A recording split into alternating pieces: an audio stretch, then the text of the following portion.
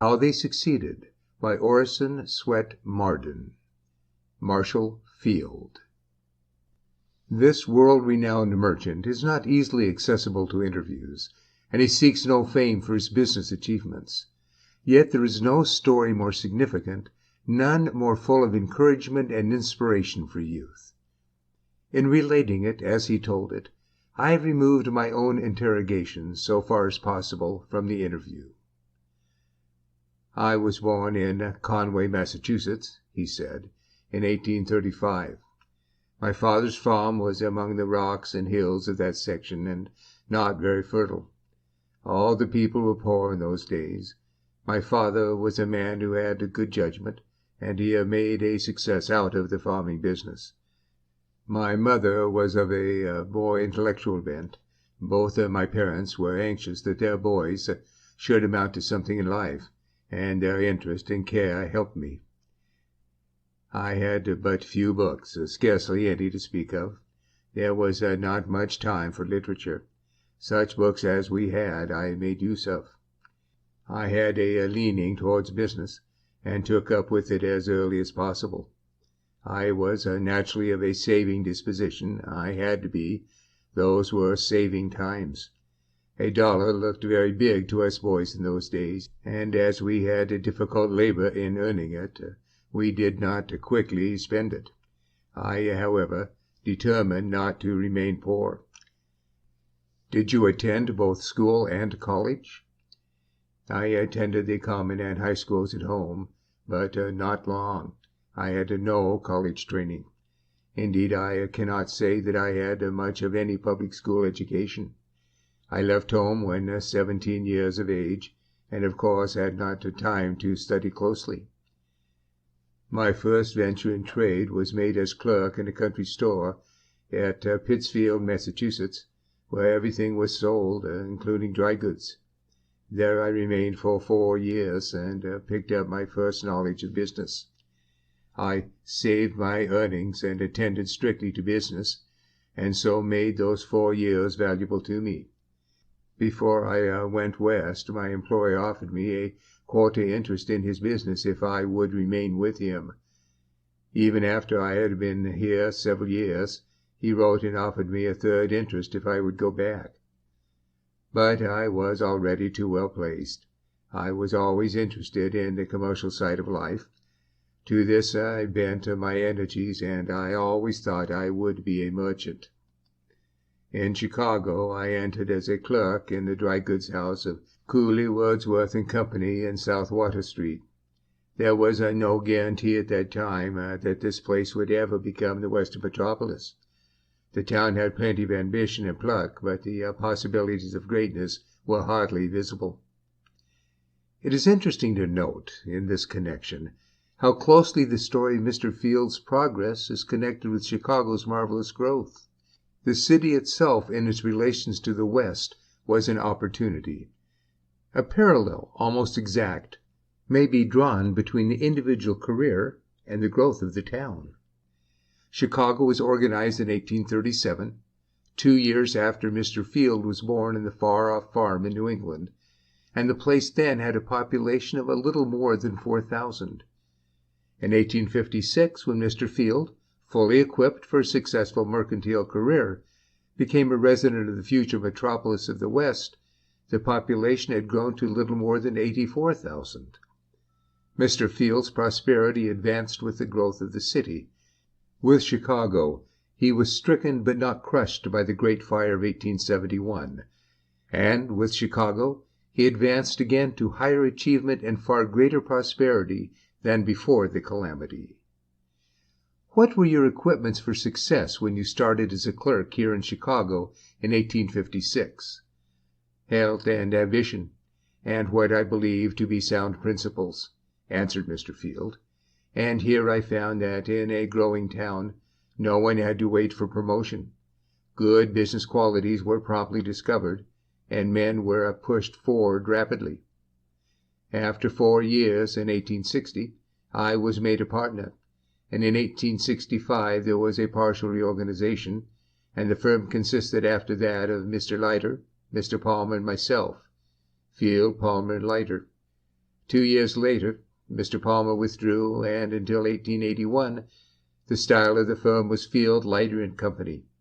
Mr. Leiter retired in that year, and since then it has been as at present Marshall Field and Company. What contributed most to the great growth of your business? I asked.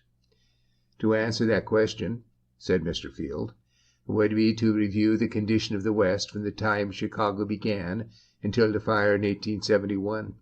Everything was coming this way: immigration, railways, and water traffic, and Chicago was enjoying flush times. There were things to learn about the country, and the man who learned the quickest fared the best. For instance, the comparative newness of rural communities and settlements made a knowledge of a local solvency impossible.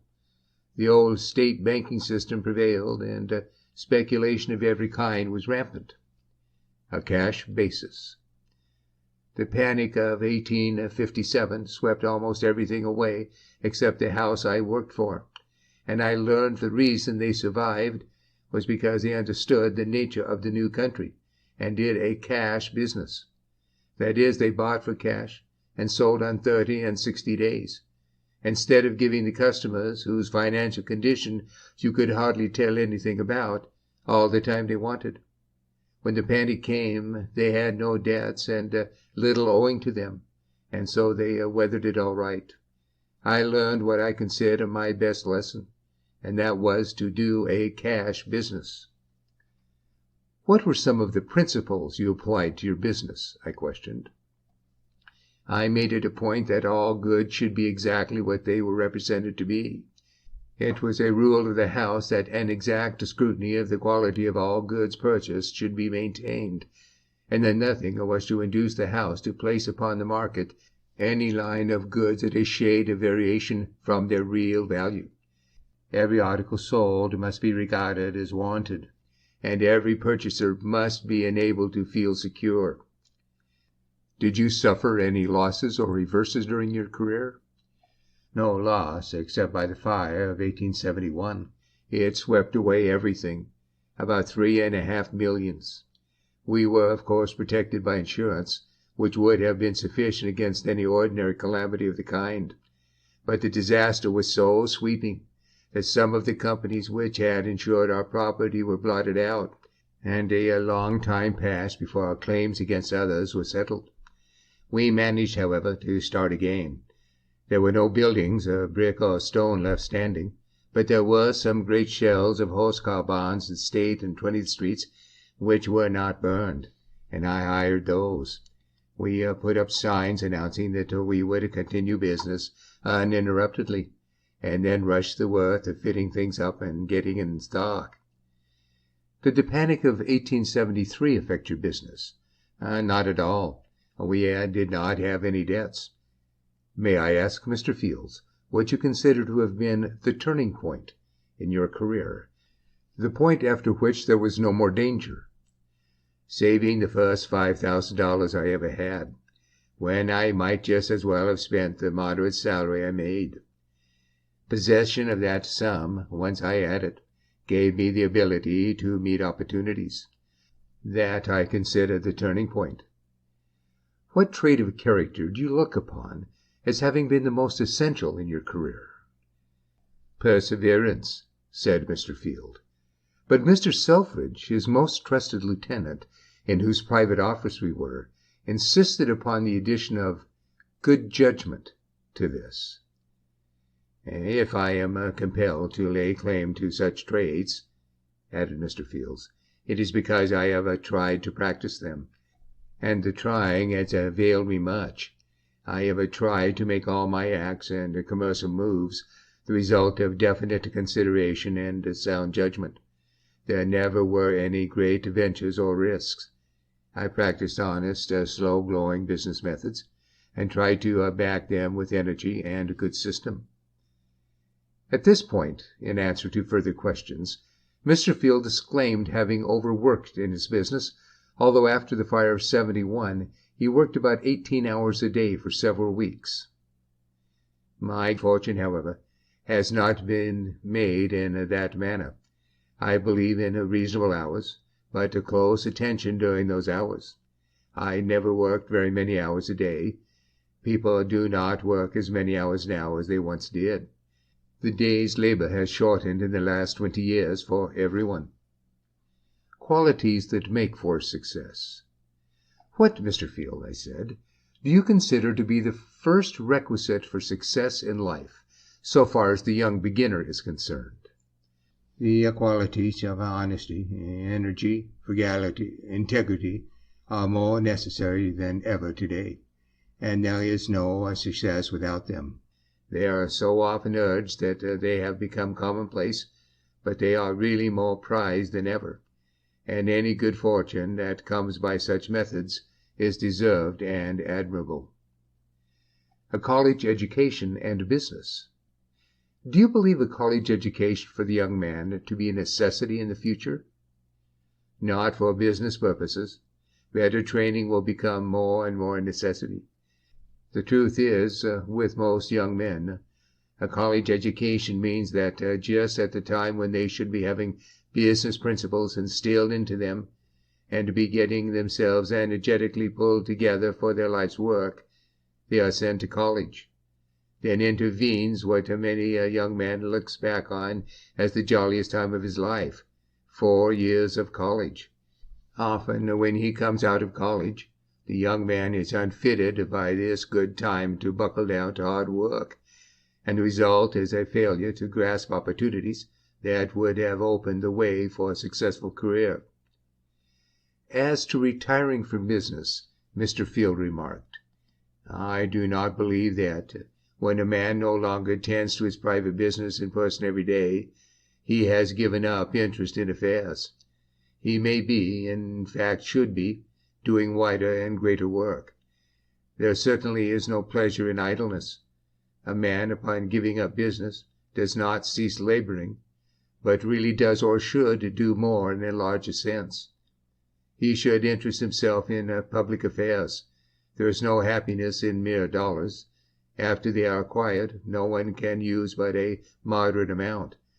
It is given a man to eat so much, to wear so much, to have so much shelter, and more he cannot use.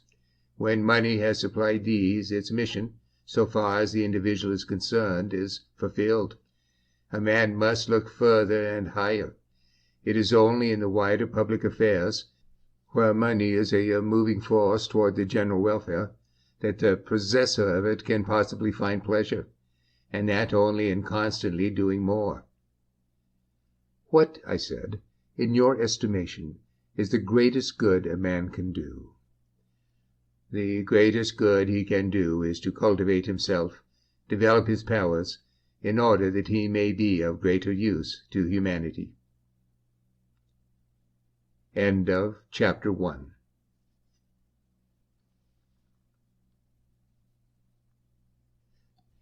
Every article sold